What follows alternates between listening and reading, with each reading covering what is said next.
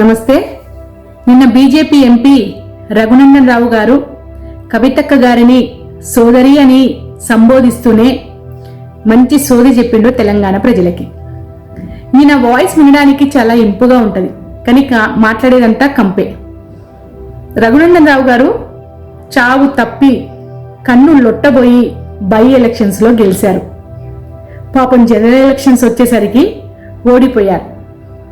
కానీ అధికారం కావాలి, చెలాయించాలి కాబట్టి ఎంపీ ఎలక్షన్స్ లో పోటీ చేయాలని నిర్ణయించుకొని బీజేపీ కాంగ్రెస్ లో కమ్ముక్కై ఈడీ మోడీలు జోడీగా హైదరాబాద్ వచ్చి కవితక్క గారి ఇంట్లో సోదాలు చేసి అరెస్టు చేసి 6 నెలలు తీహార్ జైల్లో పెట్టిన ఆవగింజంత ఆధారాలు కూడా చూపకపోవడంతో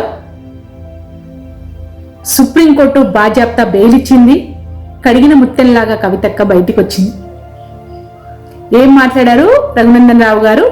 సోదరి కవిత మాట్లాడితే దయ్యాలు వేదాలు వల్లించినట్టుగా ఉంది అంటారా? ఆ మాటలు మీకు అక్షరాల సరితూగుతాయి. ఎందుకంటే దేశవ్యాపితంగా అవినీతి అక్రమాలకు పాల్పడిన నాయకులని ఈడీ అరెస్టు చేస్తే వాళ్ళని మీ పార్టీలో చేర్పించుకొని పునీతుల్ని చేసింది మీరు. కానీ కవితక్క ఏ అవినీతి అక్రమమో చెయ్యలేదు. మీరు అరెస్టు చేసి 6 నెలలు జైల్లో పెట్టినా, అవమానపరిచినా, అనేక ఇబ్బందులకు గురి చేసినా మొక్కవోని ధైర్యంతో నిలబడి కడిగిన ముత్తెల్లాగా బయటికొచ్చింది.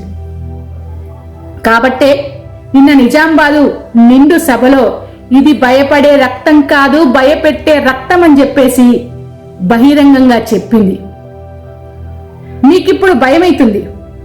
ఎందుకంటే ప్రజలకి బీజేపీ కాంగ్రెస్ కలిసి ఆడిన నాటకము, చేసిన కుట్రలు బయటపడ్డాయి అని చెప్పి. కాబట్టి కవితక్క గారి మీద అవాకులు చెవాకులు మాట్లాడుతున్నారు. ఎస్, బరాబర్ మాట్లాడుతుంది.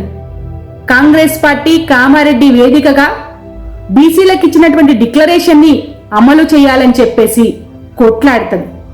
మీకు నిజంగా చిత్తశుద్ధి ఉంటే, బీసీల మీద ప్రేమ ఉంటే మీరు కాంగ్రెస్ పార్టీ మీద కామారెడ్డి వేదికగా ఇచ్చినటువంటి డిక్లరేషన్ ని అమలు చేయమని చెప్పేసి కొట్లాడండి, ఉద్యమించండి. అంతేకాని నాడు బీఆర్ఎస్ గవర్నమెంట్ లో ఉన్నప్పుడు బీసీలకు పెద్దపీట వేసింది, నేడు ప్రతిపక్షంలో ఉండి అధికార పార్టీ ఇచ్చినటువంటి హామీలని అమలు చేయాలని చెప్పేసి ఉద్యమిస్తుంది.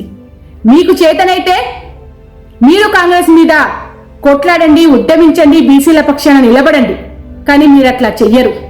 ఎందుకంటే మీకు బీసీల మీద ప్రేమ లేదు, ఎస్సీ ఎస్టీల మీద ప్రేమ లేదు. మీరు బీజేపీ కాంగ్రెస్ రెండు ఒక్కటే, వీళ్ళు ద్వంద్వ వైఖరితో ఉన్నారనేది ప్రజలకు అర్థమైంది. కాబట్టి మీకు భయం వేస్తుంది. కాబట్టి బీఆర్ఎస్ ను బీసీల పక్షాన నిలబడి కొట్లాడుతున్న కవితక్క మీద అవాకులు చెవాకులు పేలుతున్నారు. అధికార పార్టీని ప్రశ్నించకుండా తొత్తులుగా వ్యవహరిస్తున్నారు. సిగ్గుండాలి మాట్లాడడానికి రఘునందన్ రావు గారు. ఇప్పటికైనా సోయి తెచ్చుకొని వ్యవహరించండి, లేదంటే తస్మాత్ జాగ్రత్త అని హెచ్చరిస్తున్నాను. Hi, this is Swathi.